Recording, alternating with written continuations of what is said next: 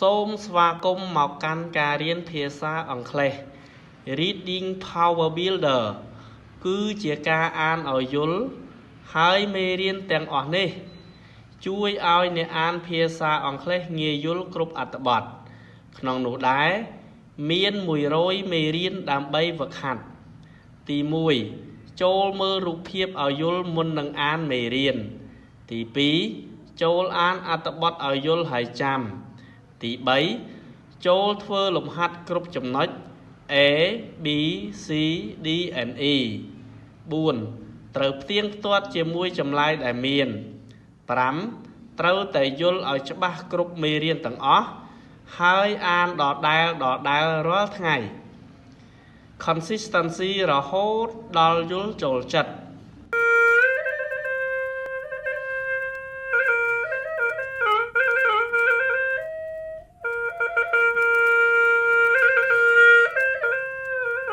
Wings for people.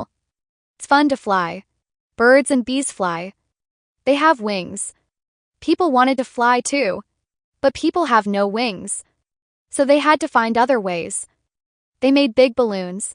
but balloons can't go very far or fast. Then people made jets. Jets can go a long way in a short time, but people still couldn't fly alone. Then people made wings. Now some people can fly. People have to learn how to use the wings. It's hard work, but it's fun. មេរៀនទី2ស្លាបរបស់មនុស្សវាគឺជាការសប្បាយរីករាយណាស់ក្នុងការហោះហើរ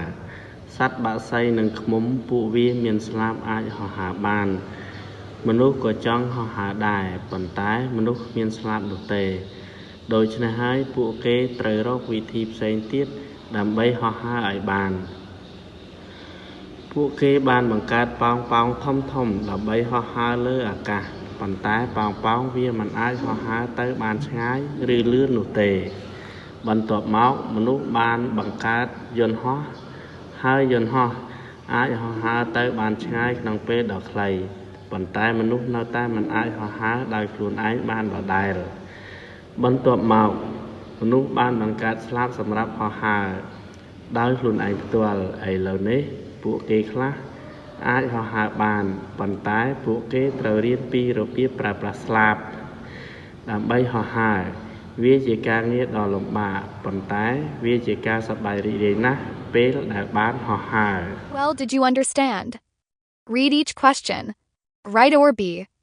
1. What is this story about? A. Flying very far and fast.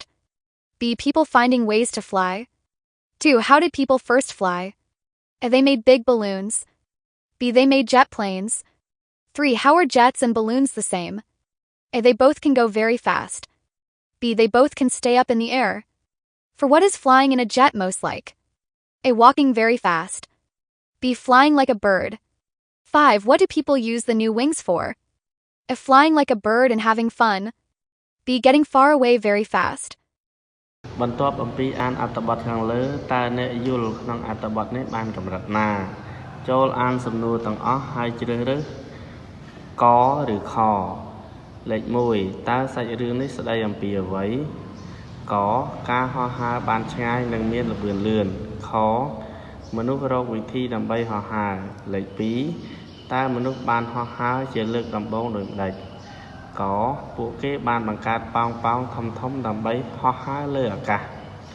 ខពួកគេបានបង្កើតយន្តហោះលេខ3តើយន្តហោះនិងប៉ោងហោះលើអាកាសមានអ្វីដូចគ្នា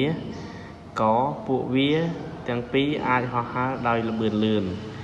ខពួកវាទាំងពីរអាចនៅលើអាកាសបានយូរលេខ4តើការហោះហើររបស់យន្តហោះភាគច្រើនដូចម្តេចកការដើរដោយល្បឿនលឿនខការហោះហើរដូចជាបក្សីលេខ5តើមនុស្សប្រើប្រាស់ស្លាបថ្មីសម្រាប់ធ្វើអ្វីក